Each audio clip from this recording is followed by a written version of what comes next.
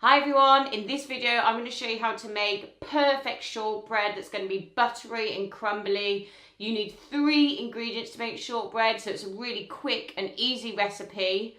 I'm going to go through the ingredients, then I'm going to show you how to do it and share with you my end product. In my bowl I have got the butter and the sugar. Then after I've creamed that together, I'm going to be adding the plain flour. And to decorate, I'm going to be melting some chocolate, and then I'm going to cover it in some crushed up pecans. Now for the recipe, you do want a little bit of extra plain flour when you roll it out to put on the rolling pin to stop your shortbread from sticking. So butter, sugar, electric whisk. If you don't have electric whisk, you can beat it with a wooden spoon. That is fine. The butter and sugar has been nicely creamed together, so make sure it's nice and light and fluffy and it's gone like a pale colour. Then what you're going to do, you don't need to sieve it in, you're just going to add in your flour, and I'm just going to beat this now with my wooden spoon. Add in a few drops of milk if it's not coming together. But remember that you want a firm dough and not a sticky one. Once you've mixed it as much as you can with a wooden spoon, take off the excess mixture, whoop, using your fingers. And then you want to get your hands into the bowl and you want to squeeze the mixture together into a dough ball. So the mixture might not look like it is ready to become a dough ball, but trust, just get your hands in there and squeeze it into the dough ball. When it is done, it should be nice and firm like this, and your bowl should be pretty much clean.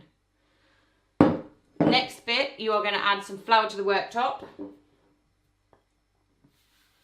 Just sprinkle your worktop.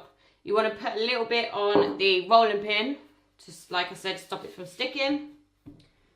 Now you want to roll this out to roughly the width of a £1 coin.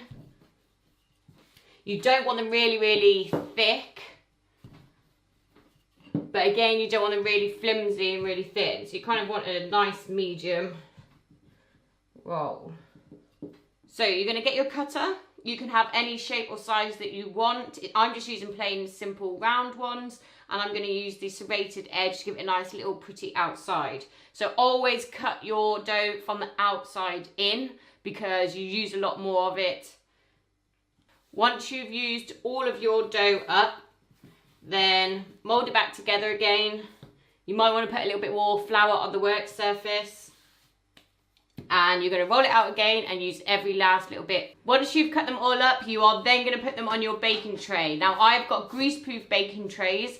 If you don't, or they're a little bit old, then I recommend that you put some baking paper or line them with baking paper so they don't stick. So you're then going to nicely evenly spread them on your baking tray. Try and fit as many as you can on, but don't cram them right next to each other. Try and give them a little bit of space. If it's a really hot day, then what you could do is you could chill these on the baking tray in the fridge for 5 to 10 minutes, just so they keep their shape. Because sometimes if you put them in the oven, then they can just disperse or melt and then lose their shape. And then that won't look very good. You are then going to put them into the oven at 180 or 160 fan for roughly 10 to 12 minutes. Once they are done, you're going to put them on a cooling rack and leave them to cool on the tray for a few minutes. Then you can take them off with a palette knife and leave them to cool. They will be done. So the trick here is they might not look done. They might still be soft when you take them out of the oven. They will harden and crisp up as they cool. So do not be deceived. So I'll see you when they're done. I want to show you just a few tips before you make and bake these. Always use butter instead of margarine because it gives a really creamy taste. Also, if your dough is too sticky, then add some more flour. Again, if it's too dry, then just add some more milk. Now you can alter and change the flavours, so you could add a bit of lemon zest to it. Instead of adding the milk, you could add some lemon juice and it gives a really nice lemony shortbread. Today I'm going to be melting chocolate and I'm going to be putting some crushed up pecans over it. You could put some icing sugar on it, and cover it with some sprinkles. There's so many things you could do, or you could just have them plain and simple and sprinkle a little bit of caster sugar over them. So I'll see you when we're ready to decorate. They are out of the oven and they have turned out perfect. So I've let them cool on the tray for 5 minutes, and whilst they were baking, I just melted some chocolate and I just crushed up my pecans. So all you're gonna do is you're gonna dip the biscuit into the melted chocolate,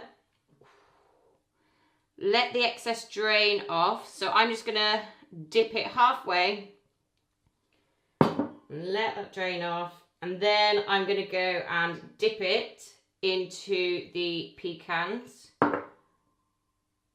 And then I'm gonna let them cool on another cooling rack over a plate. So that will catch any drops of chocolate which you can eat later. This is the end product. So I'm really pleased with how they've turned out. And I've let the chocolate cool down and it's set.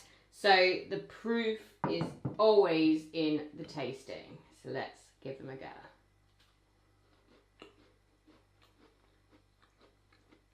Crunchy biscuit with the buttery taste. And then you get the sweetness from the chocolate. And then a little bit of a crunch from the pecans. They are really good. So easy to make. There's 3 ingredients to make shortbread. Surely you've all got that in your cupboard. I recommend that you definitely give these a go. Catch me for some more videos. I'll see you soon.